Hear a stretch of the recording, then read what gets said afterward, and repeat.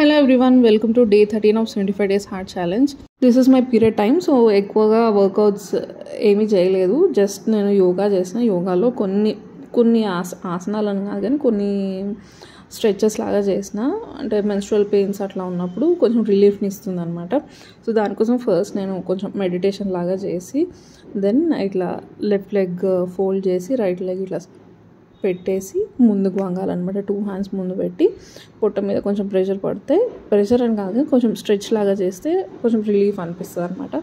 So same అట్లనే right leg fold చేసి left leg మళ్ళీ ఇట్లా స్ట్రైట్గా పెట్టి 2 హ్యాండ్స్ ముందుకు పంచి ఇట్లా స్ట్రెచ్ చేయాలన్నమాట. సో ఇవన్నీ ఎక్సర్సైజెస్ మనం జనరల్గా పీరియడ్స్ ఉన్నప్పుడు మరి స్ట్రెస్ఫుల్ ఎక్సర్సైజెస్ అట్లా ఏం చేయొద్దు అన్నట్టు. Like high intensity workouts, cardio, squats, jumps అవన్నీ ఏం చేయకుండా జస్ట్ స్ట్రెచెస్ లాగా చేస్తే కొంచెం బాడీకి కూడా రిలాక్సేషన్ ఉంటుంది అండ్ రెస్ట్ ఇవ్వాలి బాడీకి అనేసి ఇట్లా చిన్న చిన్న స్ట్రెచెస్ చేసిన అనమాట. ఇందాకనేమో వైడ్ స్ప్రెడ్ చేసి లెగ్స్ టూ హ్యాండ్స్తోని ముందుకి స్ట్రెచ్ చేయాలి. దెన్ ఇప్పుడు 2 లెగ్స్ ప్యారలల్గా పెట్టి మన హ్యాండ్స్తోని టోస్ని టచ్ చేయాలన్నమాట. ఇవన్నీ ఒక 30-35 సెకండ్స్ అట్లా ఉంటే కొంచెం రిలాక్స్ అనిపిస్తుంది.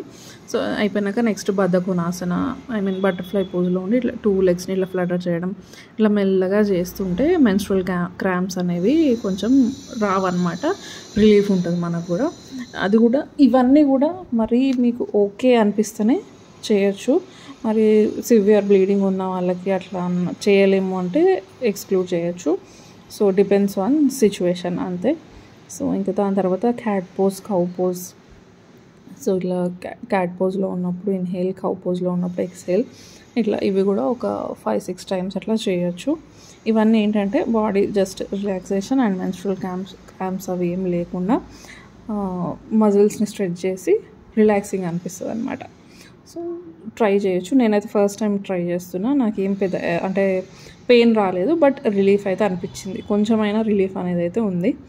అండ్ కొందరికి సివియర్గా ఉంటుంది కదా క్రాంప్స్, సో అట్లాంటి వాళ్ళకి చేయొచ్చు మెల్లగా. అది కూడా డిపెండ్స్ ఆన్ యువర్ బాడీ. మీరు చేయగలిగితేనే, కంపల్సరీ కాదు. So if you are able to do then చేయండి అంతే. దాన్ని ఇట్లా ట్విస్ట్ చేయాలి. ఆపోజిట్ సైడ్ హెడ్ పెట్టి మన వేస్ట్ దగ్గర నుండి లెగ్స్ అటు ఇటు ట్విస్ట్ చేయాలన్నమాట. ట్విస్ట్ చేసి ఇట్లా స్ట్రెచ్ చేసినట్టు ఉండాలి. దెన్ మళ్ళీ స్ట్రైట్గా పడుకొని 2 లెగ్స్ని ఇట్లా వీ పోజ్లో పెట్టి మళ్ళీ కొంచెం బటర్ఫ్లై పోజ్ లాగా 2 లెగ్స్ని ఫ్లటర్ చేస్తూ ఉండాలి. సో ఇవన్నీ చిన్న స్ట్రెచెస్ లాగా చేసి నెక్స్ట్ లాస్ట్కి రిలాక్స్ మోడ్. సో ఇవన్నీ నేను ఫస్ట్ టైం చేస్తున్నా పీరియడ్స్లో. సో వర్కౌట్స్ అనేటివి మిస్ కాకుండా ఇట్లా చేయొచ్చు అనేసి అట్లా కొన్ని చేసి నెక్స్ట్ ఇవి కొన్ని నేను చేయగలుగుతున్నా కాబట్టి జంపింగ్, కార్డియో అట్లా ఏం లేకుండా సింపుల్గా ఉన్న దగ్గరే చేయొచ్చు అనేసి ఇట్లా హ్యాండ్ టు టో టచ్, ఇట్లా జాక్స్ లాగా ఇట్లా చేసిన అనమాట. కొన్ని వర్కౌట్స్ చేసిన ఒక 15 సింగిల్ సెటే 15 అట్లా చేసిన అనమాట. సో ఇట్లా ఓవర్ హెడ్ జాక్స్ ఇవన్నీ ఏంటంటే if you are able to do then do అంతే. కొందరికి మరి క్రాంప్స్ అవి ఏం లేకుండా నార్మల్ బ్లీడింగ్ అట్లా ఉంటే చేయొచ్చు కదా.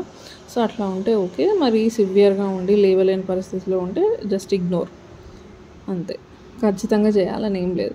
దెన్ నెక్స్ట్ ఇంకా హ్యాండ్స్ ఎక్సర్సైజ్ చేయొచ్చు కదా అనేసి upper body related, lower body కాకుండా అప్పర్ బాడీ రిలేటెడ్ కొన్ని ఎక్సర్సైజ్ చేద్దామనేసి ఇట్లా హ్యాండ్స్ రిలేటెడ్ ఆర్మ్ ఫ్యాట్ ఉంటుంది కదా, ట్రైసెప్స్ దగ్గర ఆర్మ్ ఫ్యాట్ ఉంటుంది కదా, అది తగ్గడానికి కొన్ని ఇట్లా టవల్తోని చేసిన. టవల్ ఆర్ స్టిక్ ఏదైనా ఉన్నా స్టిక్ యూజ్ చేయొచ్చు. సో ఇక్కడ నేను టవల్ యూజ్ చేసుకుని ఇట్లా clockwise, anti clockwise ఇట్లా రొటేషన్స్ ఇట్లా కొన్ని చేసిన అనమాట. Then stretches right side, left side ఇట్లా నడుము వేస్ట్ దగ్గర నుంచి స్ట్రెచెస్ చేయడము అట్లా చేసిన. సో ఇట్లా కొన్ని ఎక్సర్సైజెస్ మొత్తానికి వర్కౌట్ అనేది మిస్ కాకుండా ఉండాలి అనేసి చేసిన. ఇవన్నీ ఏం కాదు అని అంటే అట్లీస్ట్ వాక్ అయినా ఒక 30 minutes అట్లా వాక్ అయినా కూడా చేయొచ్చు. 30 minutes అని ఖచ్చితంగా అని ఏం కాదు, depends on our body situation అంతే.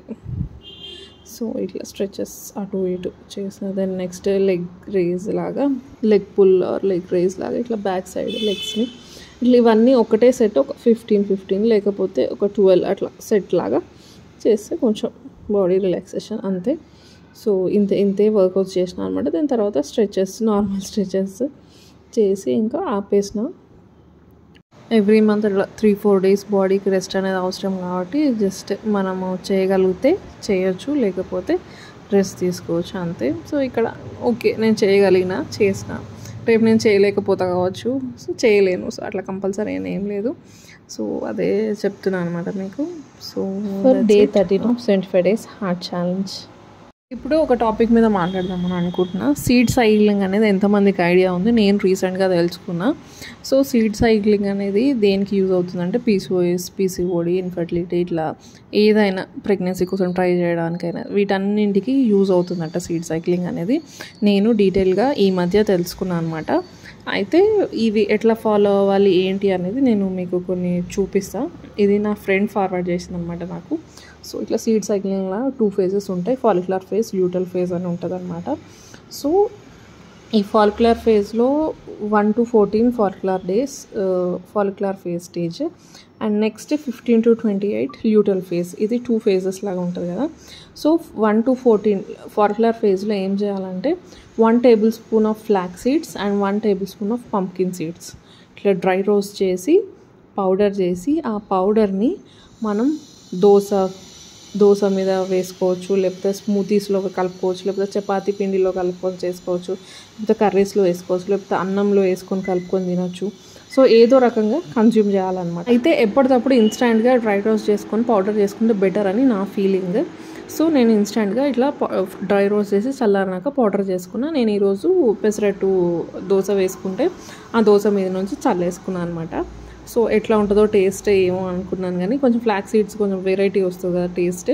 సో ఎట్లా ఉంటుందో ఏమో అని ట్రై అయితే చేద్దామని దోశతో ట్రై చేసిన, బాగానే ఉండే. మేబీ ఆనియన్స్ కాంబినేషన్ కాబట్టి తింటే బాగుంది, ట్రై చేయొచ్చు. ఒక్కొక్కసారి స్మూత్లో కలుపుకోవచ్చు, లేకపోతే చపాతీ పిండి కలుపుకునేటప్పుడు అందులో వేసుకోవచ్చు, లేకపోతే అన్నంలో కలుపుకొని తినవచ్చు. ఏదో కర్రీస్లో మీద నుంచి లాస్ట్ కర్రీ అంతా అయిపోయినా మీద నుంచి చల్లుకొని అట్లా తినచ్చు. కానీ daily 1 spoon flax seed, 1 spoon pumpkin seeds roast చేసి కన్జ్యూమ్ చేసుకునేలాగా చూడాలన్నమాట. సో ఇక్కడ అదే టేస్ట్ చేస్తున్నా, ఎట్లా ఉంటుందో ఏమో అనుకున్నా, కానీ బాగుంది, తినొచ్చు. మరి అంత తినలేకుండా అయితే ఏం లేదు, సో తినచ్చు అనమాట. సో ఇది 1 to 14 ఫస్ట్ 14 days ఇది చేయాలి. నెక్స్ట్ 15 to 28 days ల్యూటల్ ఫేజ్లో 1 tablespoon sesame seeds, 1 tablespoon pumpkin seeds dry roast చేసుకొని సేమ్ ఇట్లా ఏదో రూపకంగా తినాలన్నమాట. సో నేను ఫస్ట్ టైం ఇది తెలుసుకున్నాను అనమాట. సో స్టార్ట్ చేసిన, మీతో కూడా షేర్ చేసుకుందాం అనేసి చేస్తున్నాను అనమాట. So I do have PCOS problem, so అందుకే యూజ్ చేద్దాము, ఫాలో అవుదాం అనేసి ఇంకా స్టార్ట్ చేసిన. సో day 1 నుంచి స్టార్ట్ చేయాలి యాక్చువల్గా నాకు, కానీ day 2 రోజు తెలిసింది కాబట్టి ఇంకా day 2 నుంచి స్టార్ట్ చేసిన. సో నాలాగా PCOS, PCODతో ఇబ్బంది పడుతున్నా, లేకపోతే ఈ సీడ్ సైక్లింగ్ గురించి తెలియని వాళ్ళకి ఎవరికైనా యూజ్ అవుతుంది అనేసి ఉద్దేశంతో షేర్ చేస్తున్నాను అనమాట. సో ఇంకా డిన్నర్కి గువావా తీసుకున్నా, అదే జామకాయ తినేస్తున్నాను అనమాట. సో ఇది day 13 of 75 days heart challenge. Video useful అనిపిస్తే please do like, comment, share and subscribe. ఇంకెవరికైనా యూస్ఫుల్ అవుతుంది అంటే కూడా షేర్ చేయండి. ఇంకో మంచి వీడియోతో మళ్ళీ మీ ముందుకు వస్తాను. And then keep smiling. Thank you, bye bye.